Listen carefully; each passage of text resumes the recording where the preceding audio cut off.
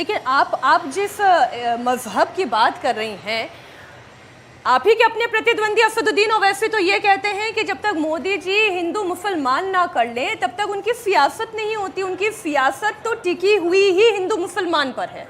तो क्या सिख, ईसाई, जैन और पारसी को बाहर कर दे देश से?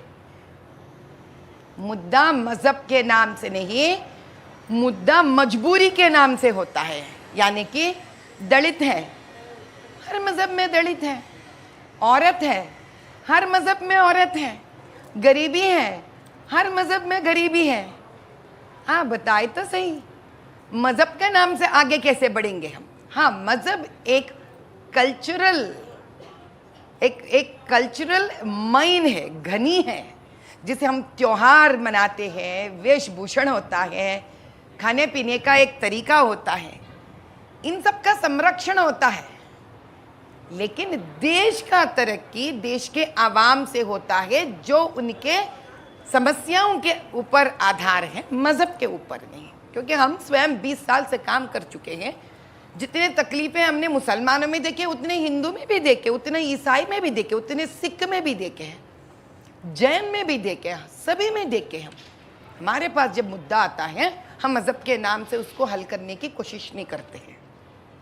लेकिन माधवी जी, जब मतदान केंद्रों पर जाकर, बूथ पर जाकर बुरके वालियों का, बुरका नशीनों का बुरका हटाकर देखती हैं तो उसे मजहब से जोड़ा जाता है। किसी का घूंघट उठाकर तो आपने चेक नहीं किया कि वो सही है मतदाता या नहीं। अच्छा, मैं इसके बारे में आपको एक बताती हूँ। घूंघट आपने बात लिया है जो आज तक मुद्दा नहीं था, तो आपने एक नया मुद्दा आपने स्वयं खड़ा कर दिया है, घूंघट। क्या कभी आपने कोई भी पोलिंग स्टेशन में घूंघट ना उठाने की बात और आइडेंटिटी कार्ड चेक करवाने की बात आपने आज तक सुना है? नहीं। लेकिन फिर भी आपको मैं और एक उपमान देती हूँ।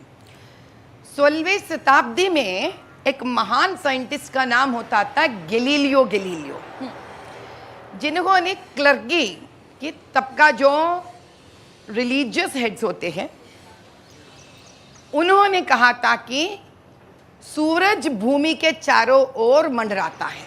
लेकिन गैलीलियो जी ने कहा है नहीं, ऐसा नहीं है। भूमि, अर्थ सूरज के चारों तरफ मंडराता है, घूमता है।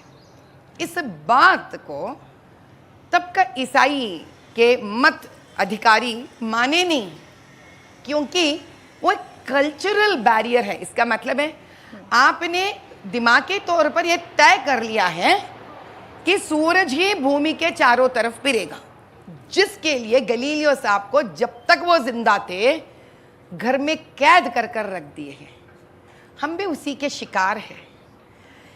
आप पासपोर्ट ऑफिस में फेस दिखाते हो क्योंकि वहां पे कल्चर है कि फेस दिखाना पड़ेगा, तो मान ले रहे। आप इमिग्रेशन सेंटर्स पे फेस दिखाते हो दूसरी देश जाने के लिए, तो वहां पे कल्चर है, आपको दिखाना है, आप दिखाओगे। आपको अगर बैंक में लोन लेना है तो आपका फेस आइडेंटिटी चेक करे बिना तो आपको लोन नहीं मिलेगा।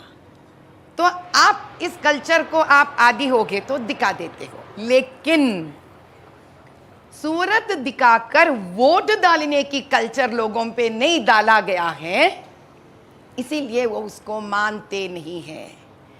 आज हम गैलीलियो इतने महान तो नहीं है, लेकिन जहां पर आपको फेस आइडेंटिटी दिखाकर ही वोट डालना चाहिए आपके कॉन्स्टिट्यूशन के हिसाब से, जब हमने इस मुद्दा को खड़ा किया है तो गैलीलियो साहब हाउस अरेस्ट हो गए और हम FIR के शिकार हो गए। लेकिन ये मुद्दा आज देश के सामने एक चर्चे पे तो आई कम से कम।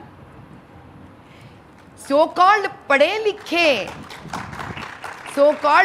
लिखे लोग आज बैठे हैं देश में अपने आप को यह कहने के लिए कि सूरत देखे बिना इनसे वोट डलवाइए, ये कहने के लिए। या हमारा राज्यांग कहता है आप सूरत देकर ID कार्ड चेक करवा कर वोट डालना।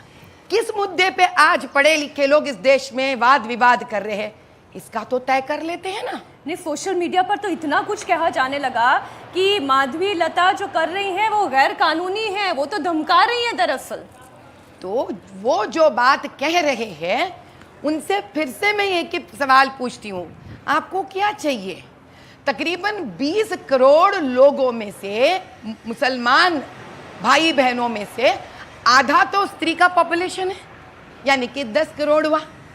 उसमें तकरीबन 60% यानी 6 करोड़ मतदाता स्त्री हैं। तो आप ये कहना चाह रहे कि 6 करोड़ मुसलमान बहनें जिनको वोट डालने का हक है, वो बिना फेस दिखाए, आइडेंटिटी प्रूफ दिए उनको वोट डालना चाहिए, क्या ये कहना चाह रहे? वो तो कहिए ना जोर जोर से कि इनको फेस दिखाना नहीं है, दिखाएंगे नहीं, ऐसे ही वोट डालेंगे। क्या ये बड़े इस देश का कहना चाहते हैं? हाँ, मेरे ऊपर तो कई कमेंट्स करेंगे, इतिहास में किसने इस बार से छूटे, जिनका जो जब जब सच्चाई सामने लेके आने की प्रयत्न करे हैं, उन सब पे तो ऐसे ही हुआ ना।